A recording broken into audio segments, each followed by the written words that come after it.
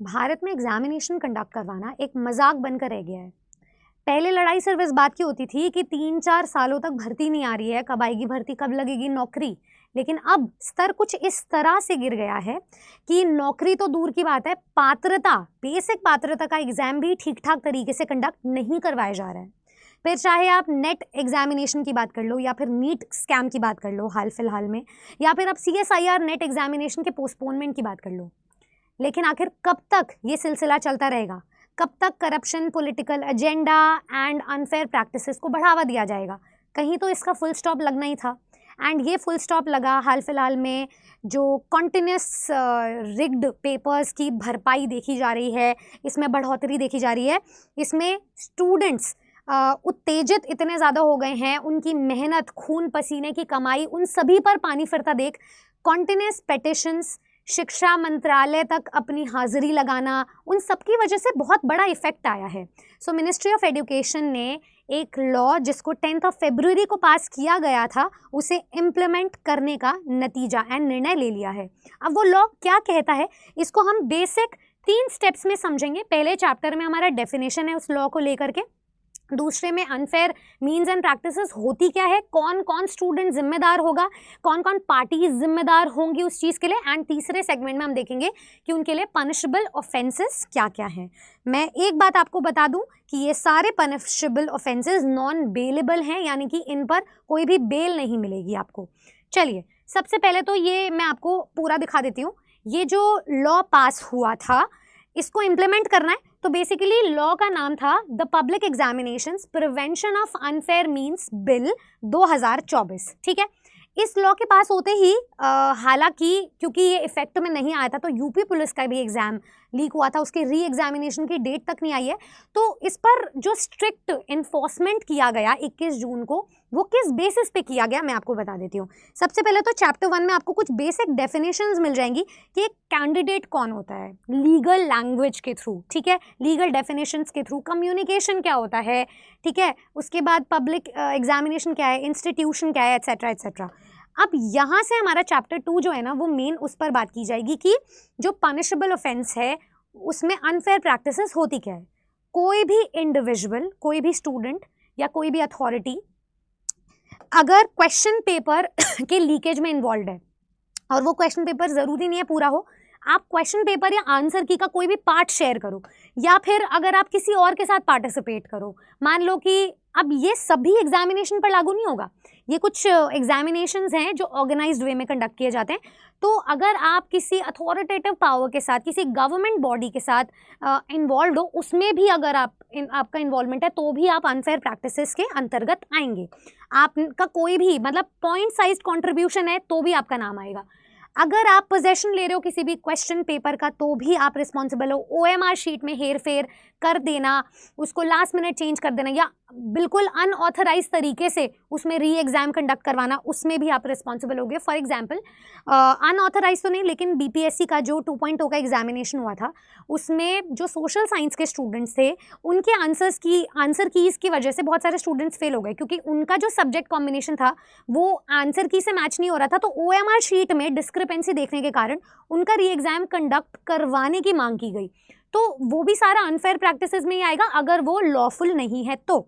अच्छा, आगे चलते हैं। अगर आप सोल्यूशन प्रोवाइड कर रहे हो एक या एक से ज़्यादा क्वेश्चन का, तो भी आप रिस्पॉन्सिबल हो। डायरेक्टली या इनडायरेक्टली हेल्प कर रहे हो, स्टूडेंट्स एग्जामिनेशन में जाते हैं ब्लूटूथ लगा के, चिट लेकर जाते हैं, तो वो सारे अनफेयर प्रैक्टिसेस के अंदर आएंगे। आप ये भी नहीं कह सकते हो कि हाँ मैंने तो अपने दोस्त की हेल्प करी थी, मेरे पास तो पेपर आया था तो मैंने फॉरवर्ड कर दिया। वो जब व्हाट्सएप या टेलीग्राम या कोई भी सोशल मीडिया वेबसाइट पर लिखा आता है ना फॉरवर्डेड मेनी टाइम्स, उसमें आपका भी नाम आएगा अगर आपने उसे किसी और को फॉरवर्ड किया तो उसमें भी आपका जो है भारी कंट्रीब्यूशन है। टैम्परिंग मतलब छेड़छाड़ अगर आप करते हो आंसर शीट के साथ या OMR शीट के साथ, ऑल्टर कोई भी चेंजेस लेकर आते हो, ठीक है, जो बिना किसी अथॉरिटेटिव परमिशन के है, उसमें अपने दम पर, तो वो भी आप रिस्पॉन्सिबल होगे, अनफेयर प्रैक्टिसेस में आएगा। आप वायलेट कर रहे हो सेंट्रल गवर्नमेंट की पॉलिसीज़ को, ठीक है, तो उसमें भी आपका जो है रोल प्ले होगा। अगर आप किसी डॉक्यूमेंट को अननेसेसरीली टैम्पर कर रहे हो, छेड़छाड़ कर रहे हो, उसमें भी आपका, अगर आप रैंक को ऑल्टर कर रहे हो, मेरिट को ऑल्टर कर रहे हो, एलिजिबिलिटी को ऑल्टर कर रहे हो, इनफैक्ट अगर आप अपनी तरफ से फेक वेबसाइट भी बना रहे हो ना कि चलो भाई एग्जामिनेशन इस पर भर्ती करवा देते हैं, स्टूडेंट को लगेगा कि ओडिशा के नाम से कोई भर्ती आई है और पैसे वैसे दे दिए तो, और एग्जामिनेशन कंडक्ट करवाए नहीं, या फिर फेक सेंटर्स बनाकर एग्जामिनेशन कंडक्ट करवा दिए। ये प्राइवेटाइज्ड होता था पहले कि जॉब्स के लिए पैसे ले लिए किसी कंसल्टेंट कंपनी ने और उसके बाद जॉब लगी नहीं, उसके बाद वो ऑफिस ही गायब हो गया है।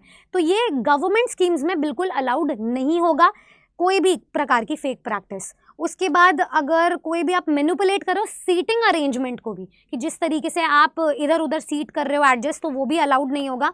चाहे वो कोई अथॉरिटेटिव पावर हो, चाहे कोई वो स्टेक होल्डर हो, चाहे वो कोई टीचर हो, चाहे वो कोई गवर्नमेंट बॉडी का पार्ट हो, कोई भी सब पर लागू होगा ये रूल। अच्छा, अगर आप किसी को ब्लैकमेल कर रहे हो अथॉरिटेटिव पावर के अंतर्गत, मतलब गवर्नमेंट या किसी ऑथराइज्ड एजेंसी को कि ये करना पड़ेगा, या ब्राइबिंग कर रहे हो, रिश्वत दे रहे हो, तो भी आप रिस्पॉन्सिबल होगे। फेक वेबसाइट हो गया है, फेक एग्जामिनेशन, फेक पैसे ले लेना, तो इन सब चीज़ों के अंतर्गत आप आओगे। उसके बाद अब मैं आपको यहाँ पे बता देती हूँ कि पनिशेबल ऑफेंसेस क्या क्या होंगे, कि पनिशमेंट क्या क्या मिलेगी। देखिए, सबसे पहले तो अगर वो पनिशेबल ऑफेंस किया गया किसी इंडिविजुअल के द्वारा, कोई एक इंसान है, मतलब कोई टीम नहीं है, जैसे कोई भी आपने गैंग बना ली और वो अनऑफिशियल गैंग है, ठीक है, उसका कहीं रजिस्ट्रेशन नहीं है, तो अगर कोई ऐसा इंसान या ग्रुप ऑफ पीपल जो अनऑथराइज्ड, अनऑर्गेनाइज तरीके से एग्जामिनेशन कंडक्ट करवाते हैं, उनकी जो पनिशमेंट है वो 3 साल मिनिमम दी जाएगी आपको, और वो 5 साल तक भी एक्सटेंड हो सकती है, और जो भरपाई आपको देनी पड़ेगी वो रहेगी 10 लाख रुपए, ठीक है। उसके अलावा ये जो पनिशमेंट है ये बढ़ भी सकती है। आपका जो ड्यूरेशन है भारतीय न्याय संहिता 2023 के प्रोविजंस के अंतर्गत। नेक्स्ट हम बात करते हैं, अगर कोई सर्विस प्रोवाइडर है, ठीक है, वो भी पनिशमेंट के अंतर्गत आएगा, वो भी लायबल होगा, और उसका जो फाइन होगा वो 1 करोड़ तक फाइन जाएगा। एंड इसके अलावा जो एग्जामिनेशन का कॉस्ट लगा वो भी उसे उसकी भरपाई करनी पड़ेगी। एग्जामिनेशन कॉस्ट एज इन, अगर यूजीसी नेट का एग्जामिनेशन हुआ तो 9 लाख स्टूडेंट्स ने उस एग्जाम में अपीयर किया, अब उसको एग्जाम को कंडक्ट करवाने में जितना भी पैसा लगा, ठीक है, करोड़ों रुपए लग जाते हैं, अगर 50-60 करोड़ लगे, 100 करोड़ लगे, तो वो सारी भरपाई उसको करनी पड़ेगी। तो ये आप ध्यान से रखें। एंड साथ में एक और चीज़ है यहाँ पर कि वो जो सर्विस प्रोवाइडर है वो अगले 4 साल तक कोई एग्जामिनेशन कंडक्ट नहीं करवा सकता है, उसको डीबार किया जा रहा है, बाहर किया जा रहा है उस चीज़ से।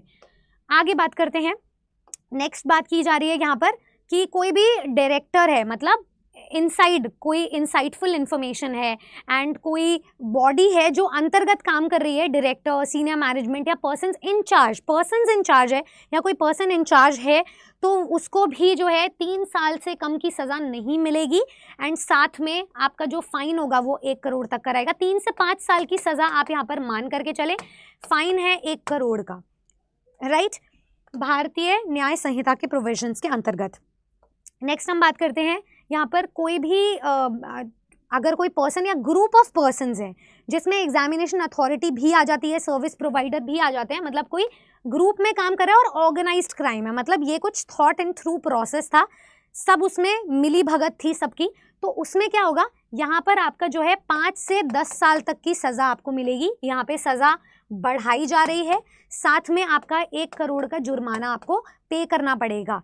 इसके अलावा जो है, जो भी इंस्टीट्यूशन अगर कोई रिस्पॉन्सिबल है, मतलब अगर कोई सरकार भी रिस्पॉन्सिबल है उसके लिए, अगर कोई लेजिस्लेटिव बॉडी अगर रिस्पॉन्सिबल है वो पाई गई, तो वहाँ पर एग्जामिनेशन का खर्च उनसे लिया जाएगा, उनकी जेब से जाएगा, चाहे वो उनकी प्रॉपर्टी जब्त करके क्यों ना जाए, कॉन्फिस्केट करके क्यों ना जाए, ठीक है। तो ये एक चीज़ आएगी। बाकी के चैप्टर्स में आपको बस इंक्वायरी कैसे कैसे होगी, इन सब चीज़ों के बारे में, प्रोसेस के बारे में बताया गया है। क्रिमिनल लॉ के अमेंडमेंट्स क्या होते हैं, ये कोई कुछ लीगल फॉर्मेलिटीज़ है, डेफिनेशंस है, और यहाँ पे ये भी बोला गया है कि कोई भी एग्जामिनेशन जो इन बॉडीज़ के द्वारा कंडक्ट करवाया जाएगा, UPSC, staff selection commission, railway recruitment boards, institution of banking personal selection, ministries और डिपार्टमेंट्स ऑफ सेंट्रल गवर्नमेंट और उनके अटैच सब ऑर्डिनेट ऑफिसेज, स्टाफ की रिक्रूटमेंट के लिए नेशनल टेस्टिंग एजेंसी, या फिर ऐसी कोई भी अथॉरिटी जो सेंट्रल गवर्नमेंट के द्वारा नोटिफाई की जा रही है, उन सब पर ये जो नियम और कानून है वो लागू होंगे। तो मैं अपने सभी स्टूडेंट्स को कहना चाहूँगी, कानून अंधा है, ये बात हम सबको पता है, लेकिन डेफ नहीं है। आप लोगों की आवाज़ मिनिस्ट्री ऑफ एजुकेशन तक पहुंची है और ये डिसीजन लिया गया है। तो इसमें पहली जीत तो स्टूडेंट की हुई है, that the law, that the voices have been heard, and बाकी की जो कार्रवाई है वो पूरी होगी जब वो इफेक्ट में आएगा। तो इफेक्ट में आप ये मान सकते हैं कि ये पास हो चुका है, अभी इम्प्लीमेंटेशन इसकी 21 जून से पाई गई है। तो मेरे जितने भी स्टूडेंट्स हैं उन सबको यही कहना चाहूँगी कि मेहनत से पढ़ाई करो यार, क्योंकि अगर आप इतने पैसे लगा करके अनफेयर प्रैक्टिसेस कर भी रहे हो तो इसके बाद अगर पनिशेबल ऑफेंस में आया, कोई वारंट नहीं है, कोई ब्राइब नहीं दे सकते हो उसमें, ठीक है, तो उससे फ़ायदा होगा क्या? आप ओवर एज हो जाओगे eventually by the time you will get out of the jail. तो जितने भी स्टूडेंट्स हैं, मेहनत से, कंसिस्टेंसी, और मेहनत बहुत बड़ा वर्ड लगता है सुनने में, अगर पढ़ लिया तो ये नॉलेज आपकी लाइफ टाइम यूज़ होगी and you will come out, turn out to be a different person. All the very best and congratulations to all the students once again. हमारे साथ तैयारी करते रहें। टीचर्स अड्डा 24/7 यूट्यूब चैनल पर TGT PGT पर regular classes होती हैं। ऐसी और जानकारी के लिए एंड ऐसी और इन्फॉर्मेशन के लिए हमें सब्सक्राइब करें।